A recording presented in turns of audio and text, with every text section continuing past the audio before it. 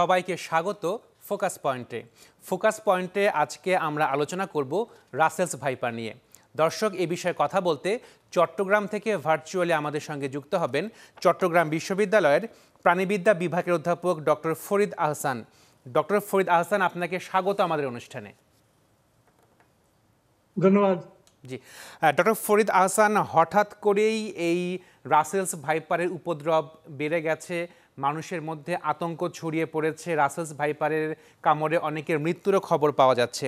তো হঠাৎ করে বাংলাদেশে রাসেলস ভাইপারের উপদ্রব বেড়ে যাবার কারণটা কি? কারণ অনেকগুলো। প্রধান কারণ হলো যে এদের খাদক কমে গেছে। খাদক বলতে এরা তো ডিমের পরিবর্তে বাচ্চা দেয়, তো এদের বাচ্চাগুলো দেওয়ার ফলে এদের বেঁচে থাকার সম্ভাবনা অন্যান্য সাপের তুলনায় বেশি হয়। এক। দুই হলো, এটি একটি কারণ। আরেকটা হলো যে খাদক কমে যাওয়া মানে এদের বাচ্চাগুলোকে সাধারণত গুই সাপ, বেজি, তারপরে চিল জাতীয় প্রাণী, তারপরে মেছো বিড়াল, বিড়াল জাতীয় যেগুলো ওয়াইল্ড, সেগুলো খেত, অন্য সাপেও খেত, সেগুলো কমে গেছে। বিশেষ করে বেজি, গুই সাপ আর চিল, এই তিনটা তো বেশি আমরা দেখা, এবং বাঘ, দাস, এটিও কমে গেছে। এগুলো কমে যাওয়ার জন্য আর ওদের খাবার সংকুলন বেড়ে গেছে। কিভাবে বেড়েছে? এটি শুষ্ক অঞ্চলের সাপ, মাটিতেই থাকে, তবে ভালো পানিতে সাঁতার কাটতে পারে। এখন আগে এটি বিশেষ করে বরেন্দ্র অঞ্চলটাতেই আমরা একটু বেশি দেখতাম, যদিও এদের রিপোর্ট 1924 থেকে 28 সালেও ছিল এই বাংলাদেশে। খুলনা, যশোর, ময়মনসিংহ, রংপুর, দিনাজপুর এই এলাকাগুলোতে সাপে কামড়ানো রোগীর রেকর্ড আছে, মরে যাওয়ার রেকর্ড আছে, বাঁচার সম্ভব রেকর্ডও আছে। তো ওগুলো বাদ এখন এগুলো হওয়ার ফলে যেমন ওদের খাবার বাড়লো কি করে? আগে বরেন্দ্র অঞ্চলে সাধারণত জমিতে একটা, কোনো কোনো জমিতে দুইটা ফসল হতো, কারণ পানির অভাব ছিল। এখন দুইটা থেকে তিনটা ফসল হয়। এখন ফসল বেশি হওয়ার ফলে ফসল খেতে বেশি থাকে, এবং ফসল বেশি থাকার কারণে ইঁদুরও থাকে। ইঁদুর হলে এদের একটা প্রধান খাবার। ইঁদুর, ব্যাং, তারপরে টিকটিকি, কাঁকড়া, শামুক, তারপরে ছোট পোকামাকড় খায়, একটু বড় পোকামাকড়। তাহলে ওই বিশেষ করে ইঁদুর বেড়ে যাওয়ার ফলে তাহলে তাদের খাবার সংকুলন হয়েছে। খাবার সংকুলন হওয়ার ফলে হয়েছে কি, এদের প্রোডাকশনও বাড়ছে, যেহেতু আবার বাচ্চা দেয়, এবং বাচ্চার সংখ্যার রেকর্ড দেখা যাচ্ছে যে 6টা থেকে 63টা পর্যন্ত রেকর্ড আছে ওয়ার্ল্ডে এই সাপের বাচ্চাদের। এগুলোর কারণে এগুলো বেড়ে গেছে। আর হলো যে তারপরে আর একটু কারণ আছে, সেটি হলো যে আমাদের এই বরেন্দ্র অঞ্চলের সংলগ্ন মালদা জেলা, পশ্চিমবঙ্গ, ওই দিকেও আছে, পুরো ভারতেই আছে, শুধু ভারতের উপর দিকে উত্তরে একবারে একটা প্রদেশ ছাড়া সবগুলোতেই আছে। তো সেখানে যে ঝোপঝাড় গুলো সেগুলো পরিষ্কার হয়েছে, উড়িয়ে দিয়ে ফসল হচ্ছে। ওইখান থেকেও কিছু সাপ এই বন্যার তোড়ে কিন্তু এসেছে, যেগুলো এসে পদ্মার চরে, বিশেষ করে ফরহাদাপুর যে চরটা রাজশাহীর এখানে, পদ্মার ওই পারে বাংলাদেশে, সেখানে এদের দেখা গেছে। এখানে ছাড়াও হয়েছে কয়টা অন্য জায়গা থেকে রেস্কিউ করে, এবং পদ্মা নদীতে এদেরকে সাঁতার কাটতে দেখা গেছে। এগুলোতে এখানে আসার বাহন মূলত হলো কচুরিপানা। এই কচুরিপানা ওই পদ্মার অপবাহিকা যে জায়গাগুলোতে হয়েছে, এদিকে ফরিদপুর, গোয়ালন্দ এদিকটাও চলে গেছে, চর ভদ্রাসনের দিকে আগে গেছে। তারপর সেখানে গিয়ে তারা করে কি, এই কচুরিপানা থেকে উঠে শুকনো জায়গায় যায়, শুকনো জায়গায় ফসলি ক্ষেত পেলে সেখানে যায়, ফসলি ক্ষেত না পেলে সেটাও যখন ডুবে যায় তখন তারা বাড়ি ঘরে উঠে যায়। এটি হলো তাদের বাড়ার মূল কারণ আমরা দেখতে পাচ্ছি। জি, ডক্টর ফরিদ আহসান, একটি বিষয় যেহেতু আতঙ্ক ছড়িয়ে পড়েছে, তো অনেকেই এখন এই রাসেলস ভাইপার সহ অন্যান্য সাপ মারার প্রতিযোগিতায় নেমেছেন। তো সেই ক্ষেত্রে এটা কতটা ভয়ানক হবে, আমাদের যে ফসল যে উৎপাদন হয় তার উপরে কোনো প্রভাব ফেলবে কিনা? অবশ্যই ফেলবে, কারণ আমরা জানি যে আমাদের দেশে ফসল জমিতে থাকা অবস্থায় যে কোনো ফসলই 10 থেকে 20% কম বেশিও হয় বছর অনুযায়ী, এই পরিমাণ ফসল কিন্তু ইঁদুরের পেটে যায়। আবার ইঁদুর কিছু ফসল কিন্তু জমিতে জমিয়ে রাখে তাদের বাসায়। এইটা যদি সাপ তো ইঁদুর খায়, শুধু এই সাপই না, অন্য সাপও ইঁদুর খায়, সব মোরালেস প্রায় সব সাপে ইঁদুর খায়। তাহলে ইঁদুর যদি বেড়ে যায় তাহলে তো ফসলের হানিও বাড়বে। আর প্রাকৃতিক নিয়মেই, প্রাকৃতিক যে ইকোসিস্টেম আমরা বলি, সেখানে কিন্তু সবই একটা ব্যালেন্স। এই ব্যালেন্সের তখন একটা চেন ভেঙে গেলেই দেখা যাবে যে এর এফেক্টটা কিছু না কিছুর উপরে, আলটিমেটলি মানুষের উপরে, যেটা এখন একটু পড়ছে, যে লোক মারা যাচ্ছে। কিন্তু এই প্রসঙ্গে বলি যে লোক মারা যাচ্ছে, সমস্যাটা যেটি হয়েছে, যদি আমরা বাংলাদেশের সাপে কাটা রোগীর সংখ্যা যেটি রেকর্ড আছে 10 সালের এবং গত বছরের একটা যেটা এখন পাবলিশ হয়নি, সেখানে বছরে 10 সালের রেকর্ড হলো 6,000 লোক মারা যায়, আর গত বছর রেকর্ড হলো 7,500। এখন রাসেল ভাইপারে এখন পর্যন্ত মারা গেছে কত হবে, 100+-। কারণ রাজশাহী মেডিকেল কলেজ হাসপাতালের রেকর্ডটাই সবচেয়ে বেশি, কারণ ওই দিকেই প্রথম মারা গেছিল 13 সালে। তো সেখানে 13 থেকে 16-তে 20 জনের রেকর্ড ছিল আমার কাছে। তারপরে এই মাসের 7 জুন পর্যন্ত 13 সাল থেকে রাজশাহী মেডিকেল কলেজ হাসপাতালে চিকিৎসা নিতে এসছে 235 জন রাসেল ভাইপারের। এর মধ্যে মারা গেছে 69 জন। তাহলে 69 জন হলে পার্সেন্টেজ নিয়ারলি 30 আসে। কিন্তু আমি যদি ওই জিনিসটা দেখি যে টোটাল বাংলাদেশে মৃত্যু সংখ্যা 6,000, এখন পর্যন্ত 100-র বেশি বা প্লাস মাইনাস, আমি বলছি, আমি একজ্যাক্ট ফিগার বলতে পারবো না। তো 100 হলে কত হয়, 2%-এর নিচে আছে, 1.33। আর 7,500 ধরলে হয় কত, 2%-এর নিচে 1.67%। তাহলে রাসেল ভাইপারে কামড়ে মারা যাচ্ছে মাত্র 2%-এর কম, তাহলে অন্য সাপের কামড়ে বেশি মারা যাচ্ছে।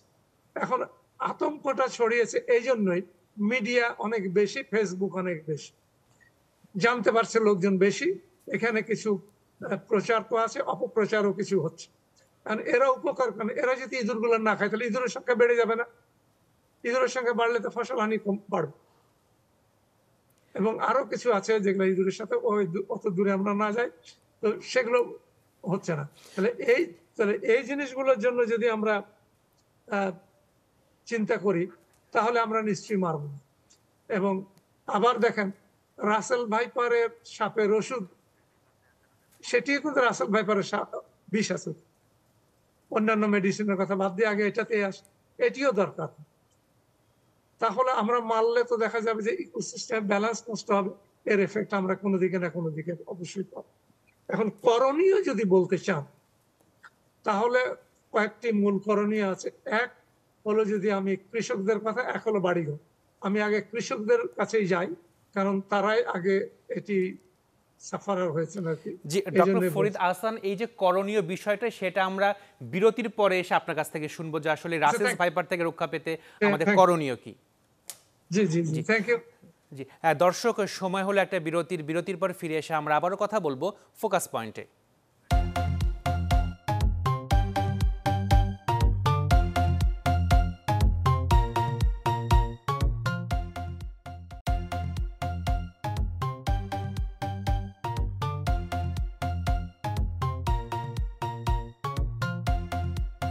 দর্শক, বিরতির পর আপনাদের আবারও স্বাগত ফোকাস পয়েন্টে।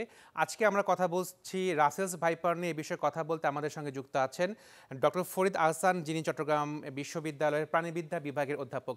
ডক্টর ফরিদ আহসান, বিরতির আগে আপনি বলছিলেন যে এই রাসেলস ভাইপার থেকে রক্ষা পেতে কিছু করণীয় আছে। তো সেই করণীয়গুলো যদি আমাদের সঙ্গে বলেন, যে আসলে যারা কৃষক রয়েছেন তারা কৃষি কাজ করতে মাঠে যেতে ভয় পাচ্ছেন, তো তাদের করণীয়টা কি আসলে? তাদের করণীয় আমি আরো 5-7 বছর আগেই বলেছি বরেন্দ্র অঞ্চলের রিপোর্ট দিয়ে। সেটি হলো যে 1 নম্বর, তারা যখন মাঠে কাজ করতে যাবেন, ফসল কাটার সময় তো বেশি এটি হচ্ছে, এক হলো ওনারা যদি গামবুট পরেন, জিন্সের প্যান্ট পরেন। তাছাড়া আরেকটি হলো যে একটা লাঠি বা হালকা বাঁশ দিয়ে যদি ওই ফসলের গোড়াগুলো একটু নাড়িয়ে দেওয়া যায় তাহলে হয়তো সাপটা চলে যাবে। পারলে হাতে গ্লাভস পরা, এই কাজটা করা। আর কোনো গর্তে পা না দেওয়া যদি রাস্তায় পড়ে, কারণ গর্তে এই সাপ থাকে, অন্য সাপও থাকে, বিশেষ করে ক্রেট, কোবরা, এগুলাও থাকে। এটি করা এক। আর হলো যে কোনো ঝোপঝাড় যদি থাকে বা বড় ঘাস যদি থাকে সেখানেও কিন্তু আমাদের সতর্ক হতে হবে, কারণ এটি শুকনো অঞ্চলের এইসব জায়গাতে থাকে, এরা গহীন বনে থাকে না এই রাসেল ভাইপার। সুতরাং সেখানে বড় ঘাস থাকলে বা ছোটখাটো ঝোপঝাড় থাকলে সেগুলোতে সাবধানে হাত পা দাও। স্যার আরেকটি বিষয় যে অনেকেই বলে থাকেন বা আমরা সোশ্যাল মিডিয়াতে দেখছি যে এই রাসেলস ভাইপার মানুষ দেখলেই তেড়ে আসে কামড় দেবার জন্য, আসলে এই স্টেটমেন্টটা কতটুকু সত্য?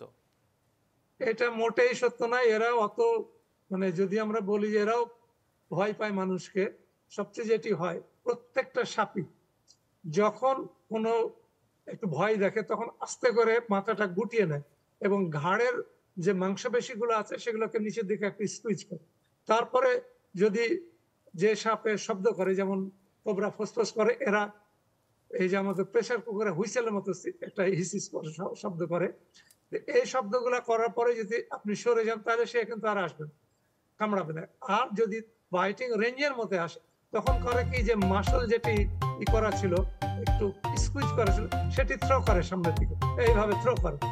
এটা থ্রো করাতে তখন মনে করছে যে দর্শক, বিরতির পর আপনাদের আবারো স্বাগত ফোকাস পয়েন্টে। আজকে আমরা কথা বলছি রাসেলস ভাইপার। সোশ্যাল মিডিয়াতে বলা হচ্ছে যে ডক্টর ফরিদ আহসান, যিনি চট্টগ্রাম বিশ্ববিদ্যালয়ের প্রাণিবিদ্যা বিভাগের অধ্যাপক, ডক্টর ফরিদ আহসান বিরতির আগে আপনি বলছিলেন এই স্টেটমেন্টের বিষয়ে রাসেলস ভাইপার থেকে রক্ষা পেতে কিছু করণীয় বলবো না আমি, কারণ সেই করণীয়গুলো যদি আমাদের সঙ্গে বলেন যে আসলে যারা কৃষক রয়েছেন তারা কৃষি কাজ করতে মাঠে যেতে ভয় পাচ্ছেন, তাদের করণীয়টা কি? অনেক বলছি আমি, তাহলে ওটা আবার যদি আমাদের দেশের 7 বছর আগে রোগীর সংখ্যা, মৃতের সংখ্যা হিসাব করে দেখছি, কোবরা এবং এক নম্বর তারা যখন মাঠে কাজ করতে যাবেন বা ফসল কাটার সময় তো বেশি, সেগুলোতেই বেশি হচ্ছে। এক কারণ আপনাকে তো যদি আগে দিলাম যে 6000 গামবুট পরে 7500 জিন্সের প্যান্ট পরে এখন পর্যন্ত বাংলাদেশে আরেকটু বেশি মারা গেছে লাঠি বা হালকা কিছু বেশি হলে 2% মতো ওই ফসলের গোড়াগুলো নাড়িয়ে দেওয়া যায়, তাহলে হয়তো সাপটা চলে। তাহলে সেই দিক থেকে এখন এটা গ্লাভস সমস্যাটা কি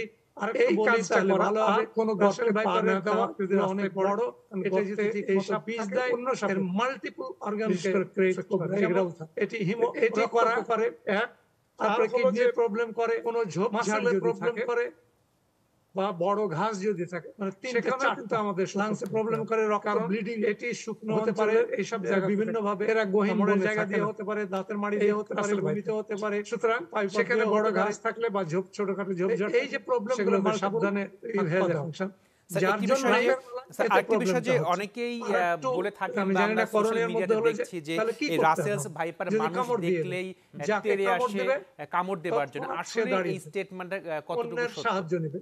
সে চলাফেরা মোটেই সত্য নয়। এরা অত মানে যদি আমরা বলি যে এরাও তাকে সাহস পায় হবে যে সবচেয়ে যেটি হয় 20% এর বেশি বিষধর সাপ নাই পৃথিবীতে, যত সাপ কোনো সবই তো ভয় বিষধর আস্তে করে তাহলে গুটিয়ে নেয় তাদের, এবং তখন তার সাহায্যে মাংসপেশিগুলো আছে সেগুলোকে নিচের দিকে জেলা হেলথ কমপ্লেক্সে, তারপরে জেলা যদি হয় সেখানে যে সাপে শব্দ করে রাসেল ভাইপার কোবরা ফসফস করে 100 মিনিটের মধ্যে যেতে পারে, যে আমাদের প্রেসার কুকারে হুইসেলের মতো রাসেল ভাইপারের মৃত্যুর যেটা রেকর্ড এখন পর্যন্ত এই শব্দগুলো করার পরে যদি আপনি সরে যান তাহলে সে কিন্তু আর আসবে কামড়া আমাদের। আর যদি তবে বাইটিং রেঞ্জের আগে হতে পারে যে তখন করে কি যে মাসল যেটি গাঁট ফেল করা ছিল, ভয় পেন একটু স্কুইজ করা ছিল, এই কারণগুলো করে সামনের দিকে হতে পারে এইভাবে সাধারণত এর রেকর্ড। এটা থ্রো করলে তখন মনে করছে যে এত ভয় পাওয়ার কিছু না, এটা যদি শুধু এই সাপ করে তাহলে উপজেলাতে এখন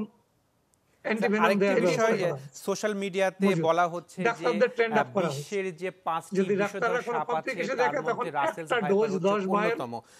এই স্টেটমেন্টের বিষয়ে আপনি কি বলবেন? তখন জেলা হাসপাতালে সঠিক বলবো না আমি, কারণ রাসেল ভাইপারের বিশ্বের এবং এটির ভালো ফলাফল পাওয়া গেছে রাজ্যে কম। ডক্টর ফরিদ আহসান, আপনার সাথে আরো কথা বলবো, আরেকটি বিরতি আছে, বিরতির পরে আবার যদি আমাদের দেশের দর্শক সময় হলো আরো একটা বিরতি পরে ফিরে এসে আমরা আবারো কথা বলবো ফোকাস পয়েন্টে। বাংলায় কালো কেউটে বা কালাজ বলে, সেগুলোতেই বেশি হয়েছে। কারণ আপনাকে তো স্ট্যাটিস্টিক্স আগে দিলাম যে 6000 আর 7500 রাসেল ভাইপারে এখন পর্যন্ত বাংলাদেশে 100 বেশি মারা গেছে, হলো হাতে কিছু বেশি হলে 2% মতো আসে। আর দর্শক অন্যগুলো বিরতির অন্য পর সাপেক্ষে আমরা হবে। আবারও ফিরে এলাম ফোকাস তাহলে সেই পয়েন্টে। দিক আজকে থেকে আমরা এখন কথা এটার বলছি রাসেলস সমস্যাটা ভাইপার কি নিয়ে। আরেকটু ডক্টর বলি ফরিদ তাহলে হাসান, ভালো হবে। আপনি রাসেল বলছিলেন যে ভাইপারের যে ধাপগুলো অনেক সাপই বড়, কাটুক না কেন এটা যদি ঠিকমতো অতি বীজ দ্রুত দেয় এর নিকটস্থ মাল্টিপল স্বাস্থ্য অর্গানকে কেন্দ্রে যাওয়ার শক্তি পরামর্শ করে। যেমন দিচ্ছেন আপনারা। এটি হিমো তো একটি বিষয় রক্তকে করে, অনেকেই বলে থাকেন যে তারপরে কিডনির সাপের যে প্রবলেম করে, অ্যান্টিভেনম ব্যবহার করা মাসেলে হচ্ছে প্রবলেম সেটি করে, বাংলাদেশের যে সাপের প্রজাতি রয়েছে সেখান থেকে তিনটে তৈরি করা চারটা হয়নি, লাংসে বাইরে প্রবলেম থেকে করে, নিয়ে রক্ত আসা ব্লিডিং হয়েছে বাংলাদেশে সেই হতে পারে অ্যান্টিভেনমগুলো। বিভিন্ন তো ভাবে, সেই ক্ষেত্রে কামড়ের জায়গা দিয়ে অ্যান্টিভেনমগুলো হতে পারে, ঠিকমতো দাঁতের কাজ মাড়ি দিয়ে করছে হতে না, পারে, অনেকেই বমিতে এরকম হতে একটা পারে, দাবি করে থাকেন, অভিযোগ পাইপথ করে দিয়ে থাকেন। হতে পারে। তো আপনার মন্তব্য কি এই বিষয়ে? এই যে প্রবলেম গুলো মাল্টিপল, আমার মন্তব্য আমারই হলো যার জন্য এতে প্রবলেমটা হচ্ছে বীজ দিয়ে এই অ্যান্টিভেনমটা। আমি জানি না করণীয় মধ্যে হলো যে তাহলে কি করতে হবে, অঞ্চল ভেদে কামড় দিয়ে বিষের তারতম্য হচ্ছে, যেটা আমাদের দেশে পাওয়া গেছে সেটা স্বাভাবিক দাঁড়িয়েছে। কিন্তু যেহেতু অ্যান্টিভেনম আমাদের দেশে তৈরি হচ্ছে, চলাফেরা হাঁটাহাঁটি বন্ধ, ভারতও ব্যবহার করছে এবং ভারত থেকেই আনা।